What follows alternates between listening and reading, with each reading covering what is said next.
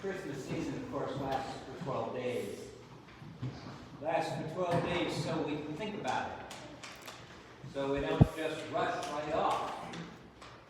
And our gospel reading today is chosen for this particular Sunday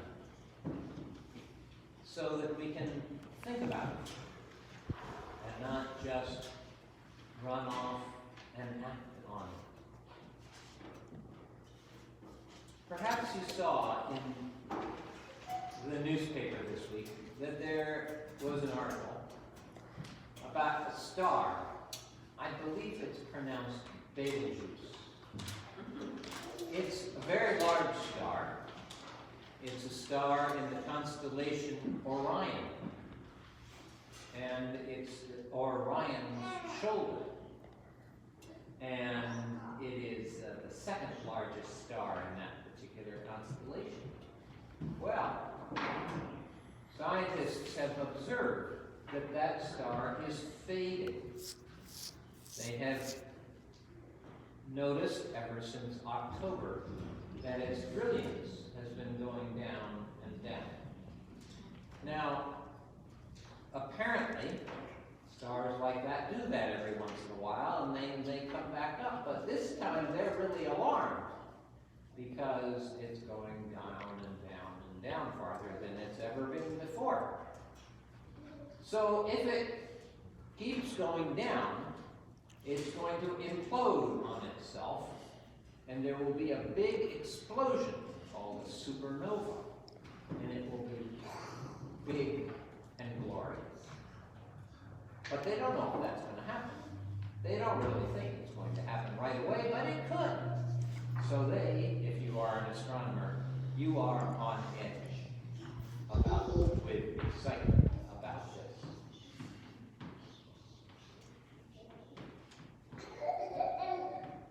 And then you realize that actually that star is 600 light years away from us. So that whatever happens 600 years ago. And that really, when we're looking up into the sky and seeing that star, well, it's either there or it's not there. We don't know, and we won't know for another 600 years whether it exploded or not. When I read an article like that, I am so profoundly reminded of how small my vision of God is. That God is busy doing these things and has been busy doing these things for at least 13 billion years. And this God is doing all this amazing stuff, day by day by day. And I forget that that's the God we worship. Because I always want to domesticate God.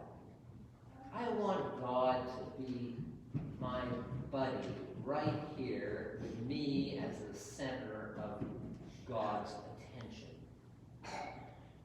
And stories like this remind me that God's power at work in the world and in the universe is far, far, far beyond our imaginations. It seems an appropriate story to hear on the day that we have this particular gospel reading. Because all of the writers of the four gospels, well, they needed to decide where to start their story. And you remember when Mark sat down to write his gospel, he decided to start with the baptism of Jesus in the River Jordan. And he starts right there, nothing else before that. He just says, once there was John, and along came Jesus, and here comes the kingdom of God. And that's his story.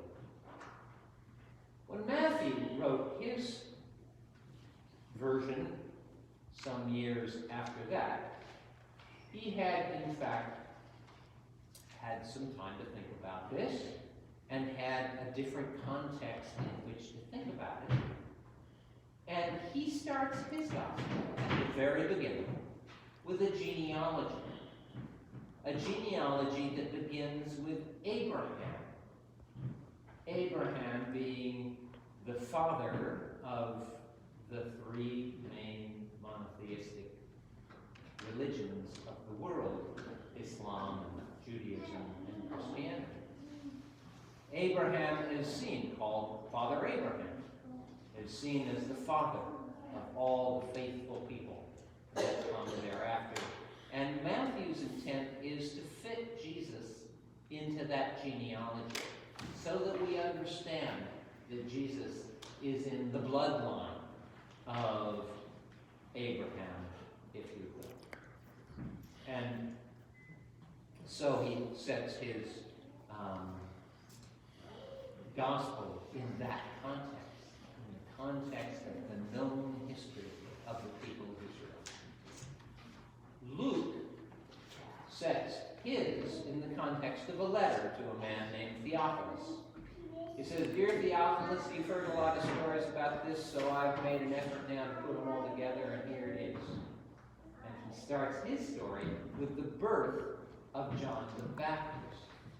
John the Baptist being the fulfillment of the prophetic tradition of the Old Testament from his point of view, and he himself being given a wholly special birth with special parents, and that leads in turn to the birth of Jesus and the rich Christmas stories that we hear on Christmas Eve about Mary and Joseph and all that sort of stuff.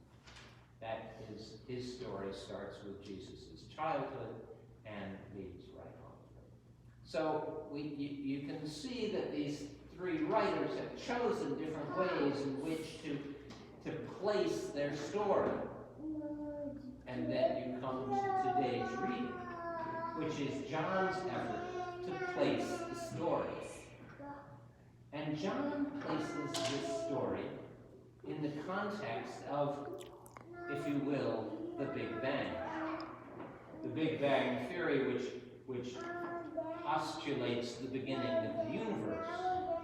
He places it in the beginning by saying, "In the beginning was the Word." The same words which begin the book of Genesis. In the beginning, God created the heavens and the earth. So for John, what's happening here is not just an isolated historic event in which begins with a baptism in the river, or begins with the birth of a child, or begins with the birth of that child's predecessor. This is not a story that begins with even Abraham, who is the oldest person that is identifiable for them. This begins way, way, way before that. This begins with the Big Bang.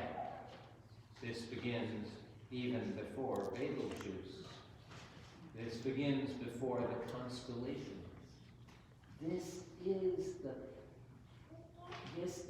event to which all of that leads.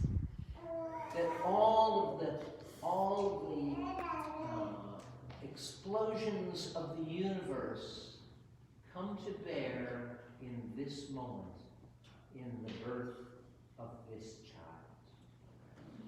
That out of all of the vast, infinite distances of outer space, God's love has become focused on this island earth, this fragile earth, our island home, as we say. And on this earth, in a certain context, in a certain moment. And that birth is the one which John says makes it possible for you and me to understand ourselves as being the children of that God. The children, not just in some loose way of some nice tradition, but the children of the one who created the universe.